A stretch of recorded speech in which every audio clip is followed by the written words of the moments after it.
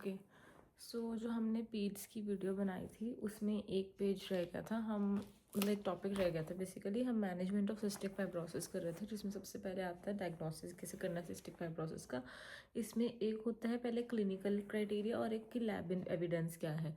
Clinical criteria की भी कोई भी पॉजिटिव एक चीज़ हो, जैसे कि या तो कोई टिपिकल क्लिनिकल फीचर्स हो, रेस्पिरेटरी, गैस्ट्रोइंटेस्टाइनल, गैस्ट्रोयूरिनरी, या फिर हिस्ट्री ऑफ सिस्टिक फाइब्रोसिस हो सिबलिंग में, ठीक है। और या फिर पॉजिटिव न्यूबॉर्न स्क्रीनिंग टेस्ट हो, जिसमें मैंने बताया था कि हम क्या स्क्रीनिंग टेस्ट करते हैं, immunoreactive trypsin test, IRT, ठीक है। तो फिर ये होना चाहिए। दूसरा है कि लैब एविडेंस क्या होगा। तो फिर लैब एविडेंस क्या होता है कि कोई भी एक पॉजिटिव लैब टेस्ट हो, जैसे कि हम स्वेट में क्लोराइड देखेंगे, ठीक है, स्वेट क्लोराइड कंसेंट्रेशन, तो वो 2 होने चाहिए वैल्यूज, ठीक है। So 2 sweat chloride concentrations should be more than 60 milliequivalent per litre. मतलब कितना स्वेट में क्लोराइड आ रहा है, 60 मिली इक्विवेलेंट पर लीटर से ज़्यादा। 2 sweat chloride concentration more than 60 milliequivalents per litre on separate days, ठीक है। सेपरेट डेज पे करने हैं दोनों टेस्ट। आइडेंटिफिकेशन ऑफ 2 सिस्टिक फाइब्रोसिस की म्यूटेशंस पता लग गई हमें, जैसे कि वो मैंने बताया था एक कि क्या सिस्टिक फाइब्रोसिस में डेल्टा F508 डिलीशन फिनाइलएलानाइन वाली 7q वाली जीन पे है ना, यही था शायद। तो या फिर एक abnormal value of transepithelial nasal potential difference, transepithelial nasal potential difference देखेंगे अगर उसकी एक एबनॉर्मल वैल्यू, तो इनमें से कोई भी एक पॉजिटिव होता है तो ये लैब वो ही कंफर्म करता है कि हाँ सिस्टिक फाइब्रोसिस है, ठीक है। और पाइलोकार्पिन आयनटोफोरेसिस, पाइलोकार्पिन आयनटोफोरेसिस क्या है, स्वेट क्लोराइड टेस्ट। इसमें क्या होता है, पाइलोकार्पिन जब एडमिनिस्टर करते हैं स्किन ऑफ द बेबी में यूजिंग इलेक्ट्रोड्स, ठीक है, baby sweat collected in collection device which processes it for chloride levels. तो मतलब क्या करते हैं, स्वेट क्लोराइड टेस्ट ये, इसमें पहले पाइलोकार्पिन देते हैं, ठीक है, स्किन में डालते हैं पाइलोकार्पिन इलेक्ट्रोड्स की हेल्प से। फिर उसके बाद वो कलेक्शन वाले डिवाइस में स्वेट कलेक्ट करते हैं और देखते हैं कि इसमें कितना क्लोराइड है इसमें। अब ये हो गया कि डायग्नोसिस कैसे करते हैं। नेक्स्ट इज ट्रीटमेंट में लास्ट देखो अल्टीमेटली कोई बहुत ज़्यादा ट्रीटमेंट इतना है नहीं। मेनली ट्रीटमेंट क्या होता है, सपोर्टिव और रेगुलर फॉलोअप करते रहो, ठीक है। सो एक हो गया रेस्पिरेटरी सिम्टम्स के लिए रेस्पिरेटरी केयर। एयरवे को हमेशा क्लियरेंस, मतलब म्यूकस बहुत ज़्यादा थिक होता है तो एयरवे जो है वो क्लियर होना चाहिए। तो फिर क्या करते हैं, चेस्ट फिजियोथेरेपी, म्यूकोलिटिक्स देते हैं, जैसे कि इनहेल्ड हाइपरटोनिक सेलाइन देंगे 3%, human recombinant DNase, human dornase alpha, ठीक है, डोर्नेज अल्फा रिकॉम्बिनेंट डीएनएज देते हैं ताकि म्यूकोलिटिक्स मतलब म्यूकस जो है वो ज़्यादा जो थिक है उसको लाइस कर दें। देन एंटीबायोटिक्स कौन से देते हैं, कोएमोक्सिक्लैव, एमोक्सिसिलिन और क्लैवुलिनिक एसिड, ठीक है। उसके बाद फ्लोरोक्विनोलोन और एजिथ्रोमाइसिन, कोएमोक्सिक्लैव, फ्लोरोक्विनोलोन्स, एजिथ्रोमाइसिन। उसके बाद प्रोफाइलैक्सिस के लिए क्या देंगे, सूडोमोनास इन्फेक्शन ना हो जाए, हमने पढ़ा था एडल्ट्स में सूडोमोनास इन्फेक्शन होने के चांस रहते हैं, ठीक है। सूडोमोनास इन्फेक्शन ना हो जाए तो हम 3 टाइम्स अ वीक देंगे prophylaxis, with it will decrease the colonisation. तो क्या देंगे प्रोफाइलैक्सिस के लिए, वही एजिथ्रोमाइसिन या फिर इनहेल्ड टोब्रामाइसिन एस्ट्रियोनाम। अब शुरू से पढ़ो कि रेस्पिरेटरी केयर में क्या बोला, तो चेस्ट की फिजियोथेरेपी कराओ, एयरवे को क्लियर रखो, ठीक है, म्यूकोलिटिक्स दो, हाइपरटोनिक सलाइन दे दो 3% ताकि म्यूकस जो है वो लाइस हो जाए। उसके अलावा human recombinant DNase that is human dornase alpha दे रहे हैं इसमें हम। एंटीबायोटिक्स कौन सी दे रहे हैं, कोएमोक्सिक्लैव, फ्लोरोक्विनोलोन, एजिथ्रोमाइसिन। प्रोफाइलैक्सिस के लिए क्या कर रहे हैं हम, सूडोमोनास इन्फेक्शन को रोकने के लिए टोब्रामाइसिन, एस्ट्रियोनाम, एजिथ्रोमाइसिन, ये सब चीज़ें दे रहे हैं।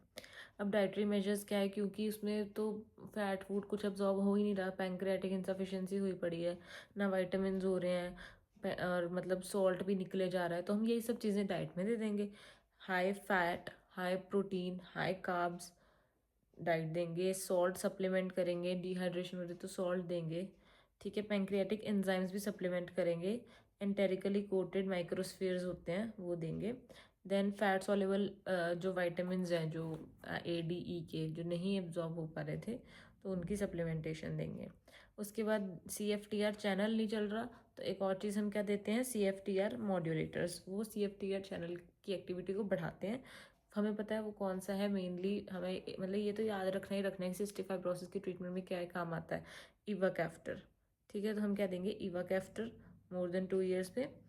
और अगर 6 ईयर से बड़ा है तो हम इवाकैफ्टर के साथ एक और ड्रग देते हैं, ल्यूमाकैफ्टर। ठीक है, ये हम वही डेल्टा F508 म्यूटेशन में यूज़ करेंगे। अगर 12 से बड़ा है बच्चा तो हम इवाकैफ्टर के साथ तेज़ाकैफ्टर भी दे सकते हैं। और एक होती है ट्रिपल कॉम्बिनेशन थेरेपी, जिसमें मोस्ट ऑफ द म्यूटेशंस ये जो मतलब कॉमन है वो कवर हो जाते हैं। उसमें कौन कौन सी, इवाकैफ्टर, ये वाला टेज़ाकैफ्टर और एलेक्साकैफ्टर। ठीक है, तो इवाकैफ्टर तो हमारा बेसिक वाला है ये, और एक एलेक्सा मोस्टली को कवर कर रहा है, एलेक्साकैफ्टर। और एक है तेज़ है, ये मोस्टली म्यूटेशंस को कवर है, तेज़ाकैफ्टर। तो कैसे याद रखना, इवाकैफ्टर, तेज़ है तेज़ाकैफ्टर, एलेक्सा सबको कवर करता है, एलेक्साकैफ्टर। ठीक है, तो ये होते हैं CFTR मॉड्यूलेटर्स। अब उसके बाद ये था रेस्पिरेटरी सिस्टम, बस पीड्स का ख़त्म हो गया। और क्या कर सकते हो तुम, वीज तुम पता होना चाहिए क्या होती है, हाई पिच विस्लिंग साउंड, जो कि इंट्राथोरेसिक एयरवे ऑब्स्ट्रक्शन को बताती है कि हाँ भाई वीज आ रही है, मतलब कोई टर्बुलेंट फ्लो है उस नैरो एयरवे में। क्या कॉज होते हैं वीज की, हम पता है, asthma, bronchiolitis, pneumonia, GERD, foreign body, cystic fibrosis, Loeffler's syndrome, tropical eosinophilia, hypersensitivity pneumonia, reactive airway disease, bronchiolitis, सब कुछ। So that's it, respiratory system for peds कर लिया है हमने, ख़त्म। अब इसके अलावा हम करते हैं रेस्पिरेटरी सिस्टम की फार्मा में देखो ज़्यादा कुछ है नहीं, इसमें एक ही चैप्टर है। वो क्या है कि ड्रग्स जो हम यूज़ करते हैं कफ और ब्रोंकियल अस्थमा में। ठीक है, not that difficult and short also. ठीक है, सो कफ में हम क्या यूज़ करते हैं, सबसे पहले हमें ये पता होना चाहिए। देखो ये तो बिल्कुल ही बेसिक डॉक्टरों वाली बात है कि हमें पता होना चाहिए 2 तरह की कफ होती है, ड्राई कफ और प्रोडक्टिव कफ। वेट तो नहीं बोलते, प्रोडक्टिव कफ मतलब ड्राई कफ और प्रोडक्टिव कफ। अब जो ड्राई कफ है उसमें हम उसको कैसे ट्रीट करते हैं, एंटीट्यूसिव से। और जो प्रोडक्टिव कफ है उसे हम कैसे, प्रोडक्टिव है म्यूकस है तो उसको हम कैसे ट्रीट करेंगे, म्यूकोकाइनेटिक्स से। ठीक है, जो कि कफ को इजी टू पास बनाते हैं। ठीक है, म्यूकोकाइनेटिक्स। अब एंटीट्यूसिव्स क्या होते हैं, जो कि ड्राई कफ में हम यूज़ करते हैं, ड्राई कफ वाली आते हैं ना, वो सिरप्स आते हैं, वो किस चीज़ के होते हैं, डेक्स्ट्रोमेथॉर्फिन वगैरह जो आते हैं। ठीक है, तो एंटीट्यूसिव्स क्या क्या होते हैं, एक तो कोडीन, मॉर्फिन, ये वाली सब चीज़ें भी एंटीट्यूसिव्स की कैटेगरी में आ जाती हैं।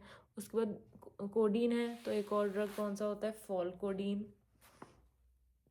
डेक्स्ट्रोमेथॉर्फिन, नॉस्कापीन, गाबापेंटिन भी एक एंटीट्यूसिव है।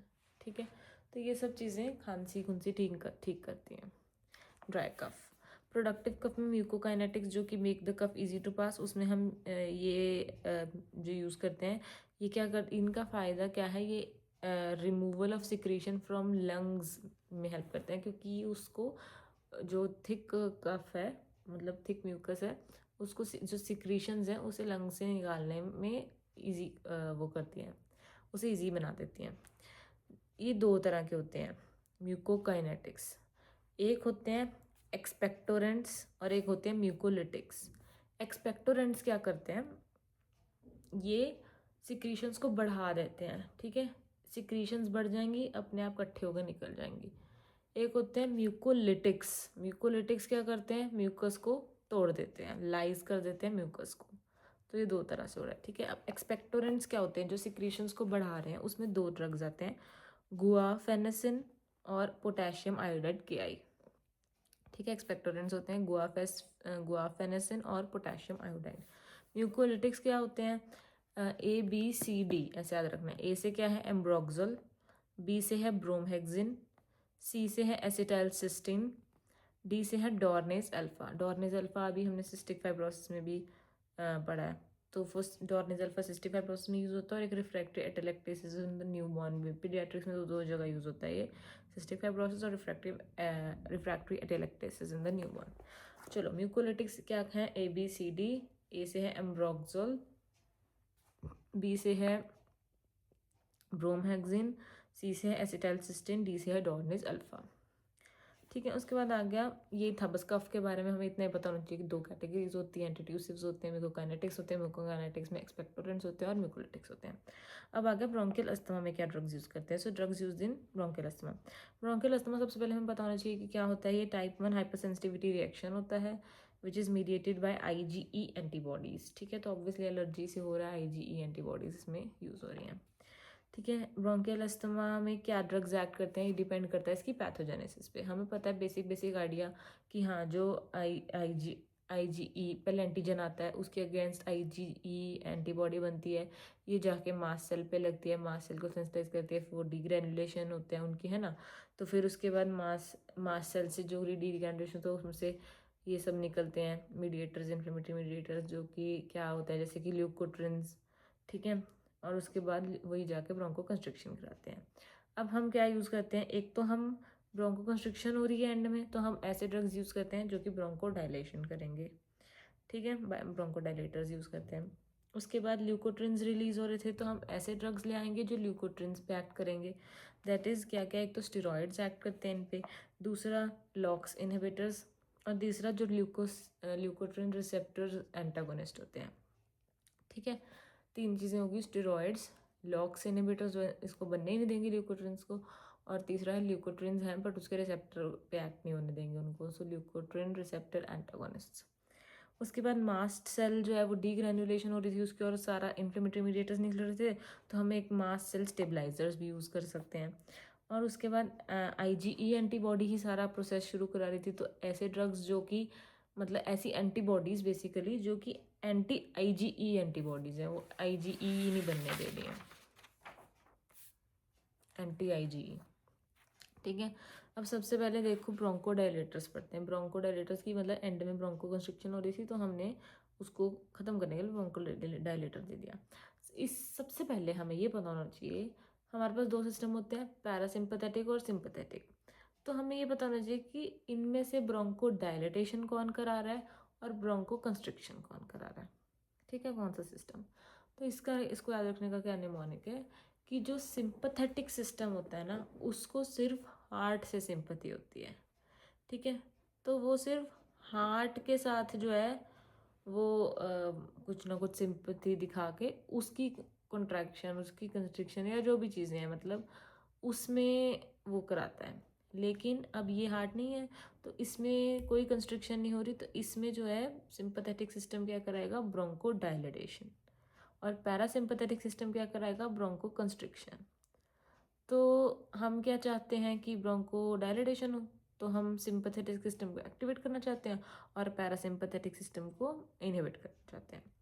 ठीक है, तो फिर सिंपथेटिक सिस्टम जो है ब्रोंको डायलेशन कर रहे हैं, वो क्या उसके लिए क्या वो होते हैं, मतलब ANS में हम पढ़ते हैं ना, उसके लिए β2 एगोनिस्ट लगेगा। और क्योंकि हम पैरासिम्पथेटिक सिस्टम का काम नहीं चलाना चाहते, तो उसके लिए मस्करिनिक वो होते हैं एजेंट्स, तो हम उसमें M3 ब्लॉकर लगेंगे। तो फिर 2 ड्रग्स हमें पता लग गए, एक सिम्पैथोमाइमेटिक्स, उसमें क्या आएगा, β2 एगोनिस्ट, और एक पैरासिम्पैथोलिटिक जिसमें आएगा M3 ब्लॉकर। ठीक है, सिम्पैथोमाइमेटिक्स β2 एगोनिस्ट में आते हैं 2 तरह के ड्रग्स, वो होते बीटा एगोनिस्ट हैं, बट 2 तरह के होते हैं, या तो शॉर्ट एक्टिंग या लॉन्ग एक्टिंग। शॉर्ट एक्टिंग कौन से होते हैं, सैल्ब्यूटामॉल, ट्रिब्यूटालिन, और लॉन्ग एक्टिंग कौन से होते हैं, फॉर्मेट्रॉल, सैलमेट्रॉल। ठीक है, और इन सबको हम कैसे देते हैं, इनहेलेशनल रूट से इनहेल करके लेंगे इन्हें।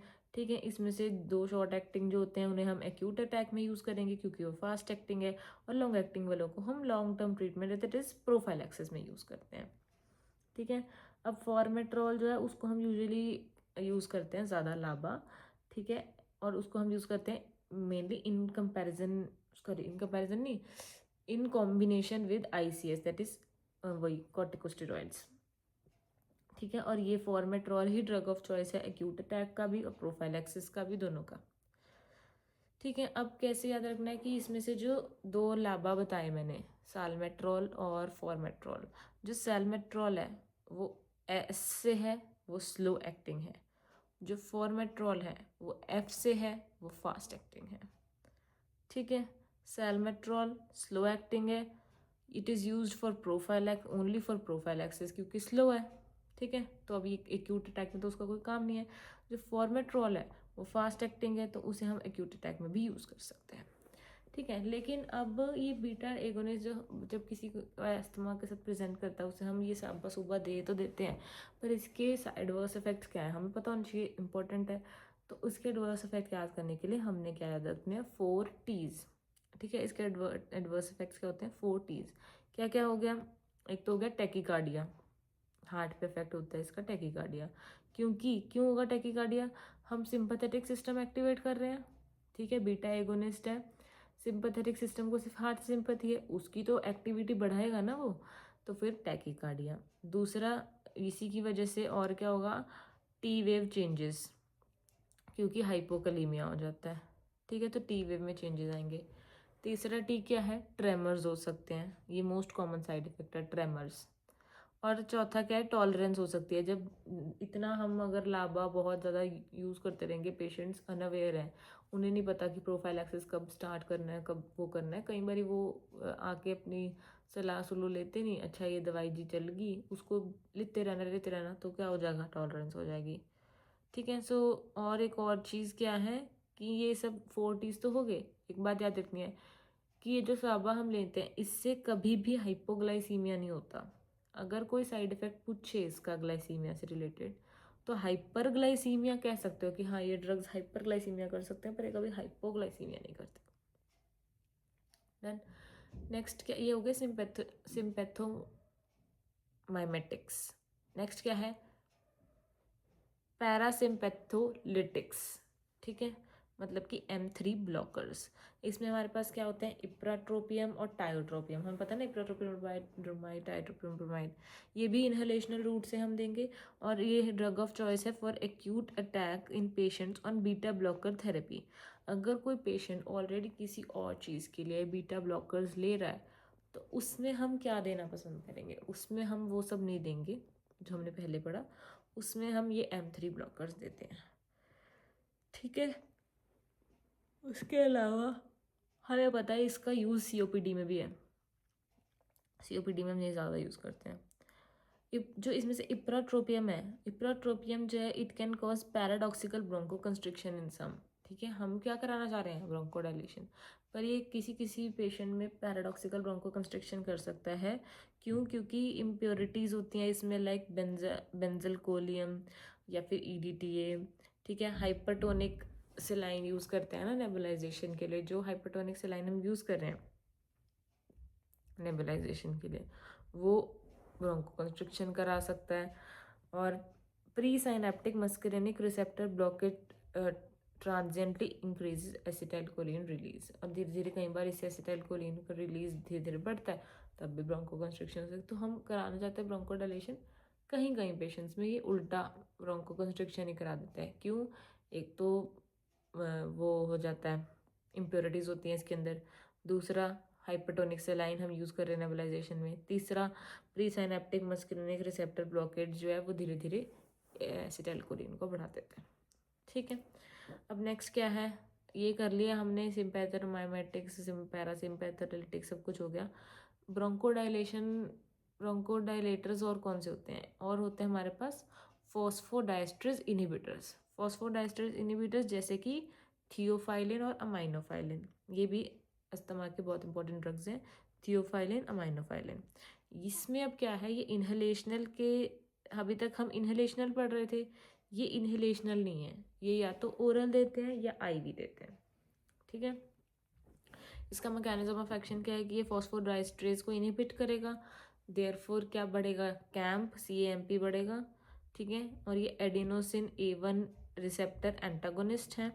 ठीक है, it can restore the activity of histone D acetylase, anti inflammatory action है, क्योंकि ये हिस्टोन डी एसिटाइलेज की एक्टिविटी को रिस्टोर करता है, फॉस्फोडाइस्ट्रेज को इनहिबिट करता है, एडिनोसिन A1 रिसेप्टर का एंटागोनिस्ट है, it can restore the activity of histone D acetylase. इसके अब एडवर्स इफेक्ट्स क्या हैं, इसके दो काम अभी मैंने बताया आपको मैकेनिज्म ऑफ एक्शन, एक तो फॉस्फोडाइस्ट्रेज को इनहिबिट कर रहा है, दूसरा ये एडिनोसिन A1 का एंटागोनिस्ट है।